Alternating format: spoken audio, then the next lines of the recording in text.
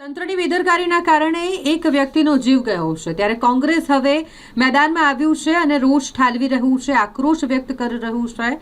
આ કામગીરી માટે જે પણ જવાબદાર છે, જેના કારણે એક વ્યક્તિનો જીવ ગયો છે, તેના વિરુદ્ધ કડકમાં કડક કાર્યવાહી કરવામાં આવે તે માટેની માંગ વડોદરા શહેર કોંગ્રેસ દ્વારા કરવામાં આવી રહી છે। માંજલપુર પાણીની ટાંકી પાસે ગટરની ચેમ્બર ખુલ્લી હતી અને જેમાં પડી જવાને કારણે નિવૃત્ત પોલીસ કર્મીના પુત્રનું મોત નીપજ્યું, જે ઘટનાને લઈને રોષ કોંગ્રેસે પણ ઠાલવ્યો છે। તંત્ર સામે આકરા પ્રહારો કર્યા અને તંત્રની બેદરકારીના કારણે જ્યારે એક નાગરિકનો ભોગ લેવાયો હોય ત્યારે જે પણ જવાબદાર હોય તેની સામે કડક કાર્યવાહી થાય તેવી માંગ કોંગ્રેસ દ્વારા કરવામાં આવી રહી છે। આની અંદર ખૂબ ગંભીર બેદરકારી મહાનગરપાલિકાની દેખાઈ રહી છે। અમે વિરોધ પક્ષ તરીકે, કોંગ્રેસ પરિવાર તરીકે અમે લોકો આને કડક શબ્દમાં નિંદા કરી રહ્યા છે કે આવી ઘટનાઓ ન બનવી જોઈએ। લોકો હેરાન થઈ રહ્યા છે, મરી રહ્યા છે લોકો, એટલે અમે ક્યાંક ને ક્યાંક આ ગુનો નોંધાય એનું બી કરશું। અમે સાંત્વના પાઠવવા પરિવારના ઘરે બી જશું અને અમે આ ગુનો નોંધાય અને ફાસ્ટ ટ્રેક કોર્ટમાં ચાલે એ પ્રત્યે બી અમે અમારી સતર્કતા દાખવશું અને અમે કમિશનરને સુધી બી રજૂઆત કરશું અને જો નહીં માને તો મુખ્યમંત્રીના સુધી બી અમે રજૂઆત કરશું। અને અમારા કોંગ્રેસ તરફથી તો અમે કહેવા માંગીએ છીએ કે હવે આવા સમય આવી ગયો છે કે આવા કોર્પોરેટરોને ઘર ભેગા કરો, જે લોકો ઘટના સ્થળ ઉપર બી નાહી શકતા ને એવાને હવે ઘટના સ્થળ પર નાહી શકતા ને એવાને ઘર ભેગા કરી દો। નમસ્કાર, સ્પાર્ક ટુડે ન્યૂઝમાં આપનું સ્વાગત છે। હું છું પ્રવીણ તડેલ। અત્યારે જે છે અમે માંજલપુર આવ્યા છે સ્પોર્ટ કોમ્પ્લેક્સ પાસે। ગઈકાલે જે ઘટના બની હતી, એક ઇસમ જે છે ખુલ્લા ડ્રેનેજના કુંડીમાં જે છે પડીને મૃત્યુ પામ્યા હતા, તેને લઈને ક્યાંક ને ક્યાંક લોકોમાં રોષ જોવા મળી રહ્યો છે। હાલમાં જે છે અત્યારે કોંગ્રેસના જે કાર્યકર્તાઓ છે આપણી સાથે છે। ગઈકાલે શું ઘટના બની તે વિશે આપણે કહીશું। શું કહેશો ગઈકાલે જે ઘટના બની છે એ શું કહેશો એ વિશે? ગઈકાલે વડોદરા શહેર અને માંજલપુર માટે બહુ જ અત્યંત દુઃખદ ઘટના બની હતી। અમારા વિસ્તારના નાગરિક વિપુલભાઈ ઝાલા, એમનું કરુણ મોત નીપજ્યું હતું નજીકના આ ખુલ્લા ચેમ્બરની અંદર। કોર્પોરેશનની ગુનાહિત બેદરકારી અવારનવાર વડોદરા શહેરમાં થઈ રહી છે।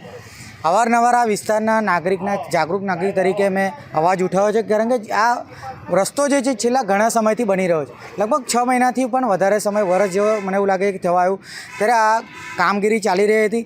અહીંયા કોઈપણ પ્રકારનું સુપરવિઝન તો નથી જ, અહીં કોઈ પ્રકારના ભયજનક સૂચનો નહોતા લગાવવામાં આવે, બેરિકેડ નહોતું કરવામાં આવતું, જેના કારણે આ નિર્દોષ નાગરિક જે અહીંયા ખાણીપીણી માટે આવ્યો હતો પરિવાર સાથે અને એ ખાડામાં ગટરના ખુલ્લા ચેમ્બરમાં પડી જવાથી એનું કરુણ મોત નીપજ્યું હતું।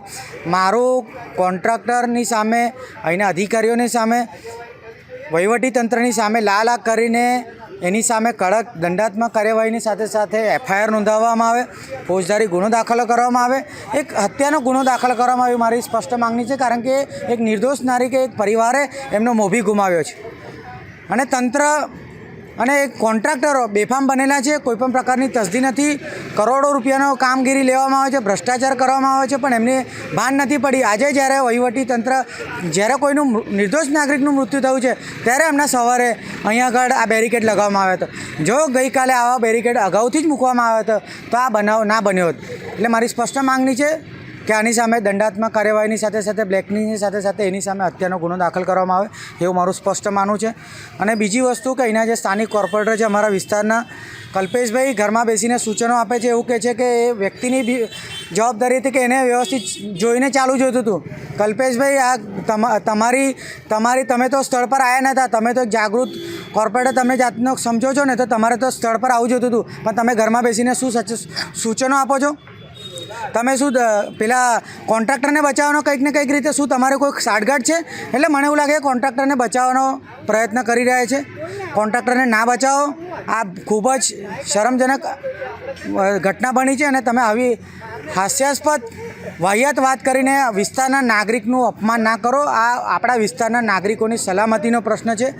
અવારનવાર આની માટે મેં અવાજ ઉઠાવ્યો છે અને આગળ પણ ઉઠાવીશું, પણ આ જે બનાવ બને છે એની સામે જે ગુનેગારો છે, જે જવાબદાર અધિકારીઓ હોય, એમની સામે એક્શન લેવામાં આવે એવી મારી સ્પષ્ટ માંગણી સ્પાર્ક ટુડે ન્યૂઝના માધ્યમથી હું કહેવા માગું છું। જે રીતે વાત કરી કે સ્થાનિક જે છે તેમની સાથે પણ વાત કરી, ક્યાંક ને ક્યાંક સરકારની બેદરકારી કહો, કોર્પોરેશનની બેદરકારીઓ, સ્થાનિક કોર્પોરેટર છે તેમને પણ હાસ્યાત્મક બયાન આપવામાં આવ્યા છે। બીજા પણ વ્યક્તિ સાથે આપણે વાત કરીશું। શું કહેશો દાદા, કે જે રીતે જે ઘટના બની એ વિશે શું કહેશો? દુઃખદ કહેવાય ઘટના, તો આ તો બધું કોર્પોરેશનની જ જવાબદારી કહેવાય। આવી રીતે ખુલ્લું રખાય જ નહીં। આજે આ પેલા ભાઈનો જીવ ગયો એની જવાબદારી કોની? કોન્ટ્રાક્ટરની કે કોર્પોરેશનનો મેં નથી કરી નહીં, તો આમાં પગલાં લેવા જોઈએ આ લોકો જોડે.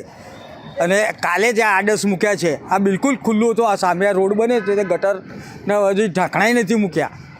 હવે અંદર બીજા કોણ હાથ પગ ભાગશે તેની જવાબદારી કોની? વડોદરા શહેરમાં હજુ પણ બીજા એવા અરે આખું વડોદરું ખોદી નાખ્યું છે, આખું વડોદરું તમે જ્યાં જ્યાં તો ખોદ અને રોડ તો એવા ખરાબ કરી નાખ્યા છે, ઠીકડા માર્યા છે તો સ્કૂટરને પંચર પડે ને આપણે પડી જઈએ.